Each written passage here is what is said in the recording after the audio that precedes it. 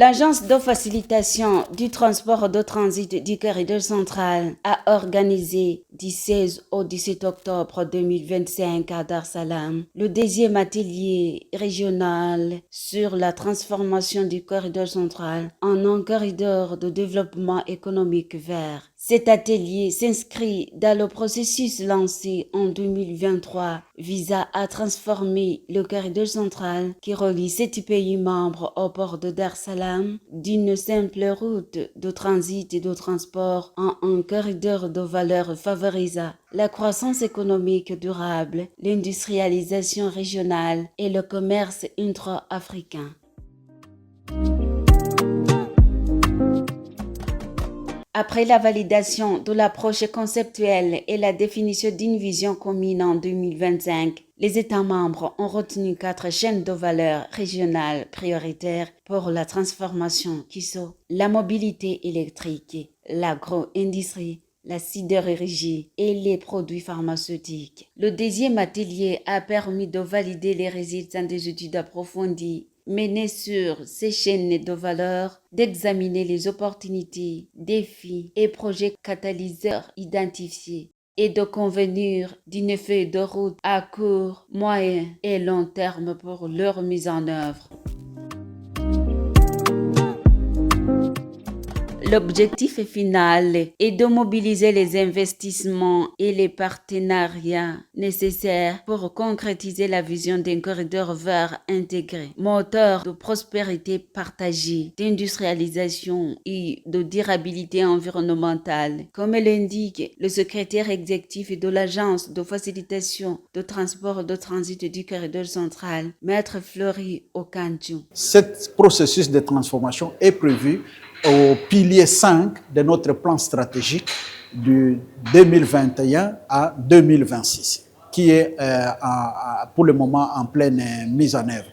Alors maintenant, dans le processus de transformation, nous avons présenté au Conseil des ministres un plan avec 4 phases.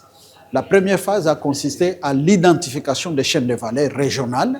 Le deuxième plan, ou la deuxième phase, c'est l'évaluation des terrains de ces 4 chaînes de valeur et l'identification des projets.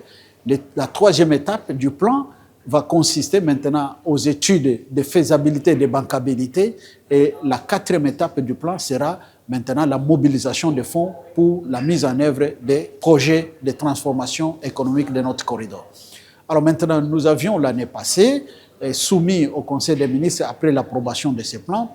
Le Conseil avait aussi approuvé évidemment les rapports de la première étape, à savoir l'identification des 4 chaînes de valeur régionales.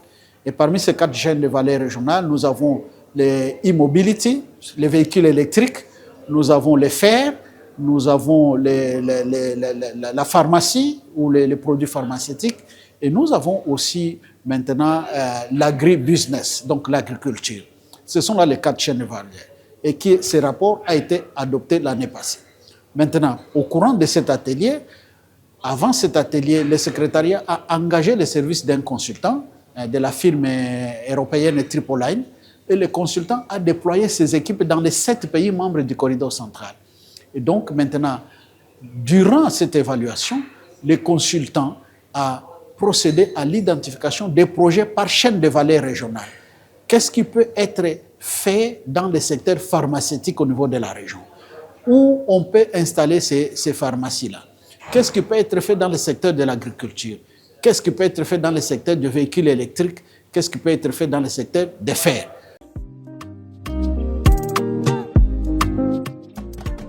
Ambassadeur John Oulanga du ministère des Affaires étrangères et de coopération est-africaine indique qu'il faut transformer notre corridor en un corridor de production et de transformation. Tunaangalia nini kanda inayo zile madini na rasilimali nyingine ambazo tunazo katika kanda, tunawezaje kutengeneza minyororo ya thamani ambayo ikaongeza thamani ya kile ambacho kina. Nous devons désormais considérer notre région comme une zone riche en ressources naturelles et minières et réfléchir comment développer des chaînes de valeur régionales afin d'augmenter la valeur ajoutée des produits que nous fabriquons localement. Cela signifie qu'il faut transformer notre corridor économique qui servait principalement au transport de biens en un corridor de production et de transformation. Autrement dit, au lieu d'exporter uniquement des matières premières, nous devons promouvoir la coopération économique entre nos pays pour transformer ces ressources sur place. Par exemple, les minéraux extraits en Zambie pourraient être traités au Malawi ou en Tanzanie. Cette interdépendance économique renforcera la collaboration régionale, stimuler le commerce intra-régional et surtout contribuer au maintien de la paix, car de nombreux conflits en Afrique sont liés à la lutte autour des ressources. La mise en place d'une stratégie collective de transformation locale des ressources permettra de mieux partager les bénéfices, de prévenir les conflits et de favoriser un développement régional inclusif. Itasaidia kudumisha amani na kusaidia kuongeza biashara ndani ya eneo letu badala ya kufikiria kuuza tu nje ya eneo letu.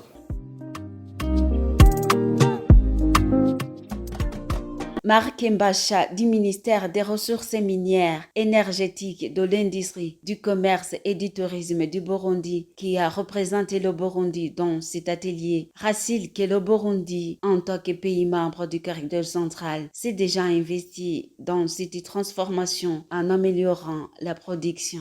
Le Burundi a bénéficié, d'abord il y a une chaîne de valeur qu'on appelle agro-industrie, donc on va essayer d'améliorer la production, surtout la production d'avocat. Et l'avocat, c'est un produit qui est exporté, surtout dans cette région.